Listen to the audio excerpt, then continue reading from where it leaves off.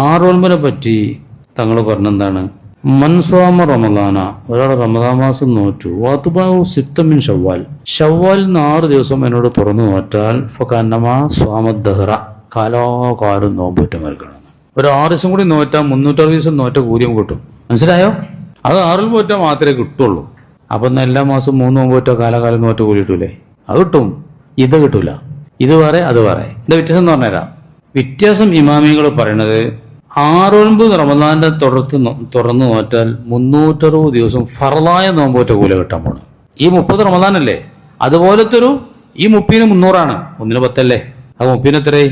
300 6-ന് 60. ആ 360 ഫറള് റമദാൻ മാസത്തിന്റെ മാർക്കുള്ള നോമ്പ് നോറ്റ കൂലിയാണ് കിട്ടുക.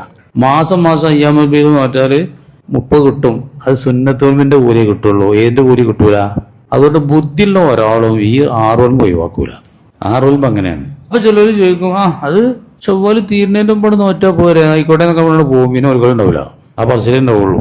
അത് പിറ്റേന്ന് തന്നെ നോറ്റോളി. ഇത് വെള്ളിയാഴ്ചയാണ് പെരുന്നാൾ വെച്ചെങ്കിൽ ശനിയാഴ്ച തന്നെയാണ് നോറ്റോളി. ആ കൂട്ടത്തിലാണ് പോട്ടെ. ഞങ്ങളുടെ പള്ളിയിലൊക്കെ 6 നോമ്പറൊക്കെ ഉണ്ടാവും പള്ളിയിൽ. ഈ സമൂസയും ഫ്രൂട്ട്സും വെള്ളമൊക്കെ ഉണ്ടാവും. കുറെ ആൾ നോൽക്കും ചെയ്യും. നമ്മളെ നാടിന്റെ നന്മ പറയില്ല, നല്ലതാണ്. അപ്പോൾ എല്ലാവർക്കും ഒരു പ്രചോദനം ഉണ്ടാവുകയെ. അങ്ങനെ കുറെ ആളുകളുണ്ട് അവിടെ.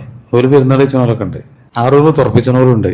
6 നോമ്പൊക്കെ വിളിച്ചാ എന്നൊക്കെ വേണമെന്നാണ് ഞാൻ പറയുന്നത്. ഇതാണ് ഏറ്റവും വലിയ സുന്നത്ത്. ഇതാണ് സുന്നത്തുൽമിന്റെ കൂട്ടത്തിൽ ഏറ്റവും വലിയത് അറഫയാണ്. ഏറ്റവും വലിയ പകലും അറഫന്റെ പകലാണ്. കഴിഞ്ഞ പിന്നെ ആശുറയാണ്. പക്ഷെ 6 ഭയങ്കരമായിരിക്കുന്ന പ്രത്യേകത ഉണ്ട്. അതുകൊണ്ട് അത് ചെയ്യണമെന്നാണ് വളരെ ചുരുക്കത്തിൽ പറയാനുള്ളത്.